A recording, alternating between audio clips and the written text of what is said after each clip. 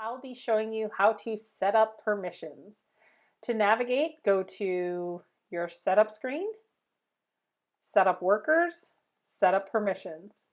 Simply select the permission set that you want to edit, or simply click Add New and provide it a name. Then from here, you'll see your permissions listed. To allow access, you'll check the box. To not allow access, you'll uncheck the box. If you'd like to select all or unselect all, simply use these little buttons here. And you can navigate to other categories, such as appointments or tickets, and then you can tweak what access is allowed. In addition to these permissions, there are also going to be permissions associated with the worker detail setup.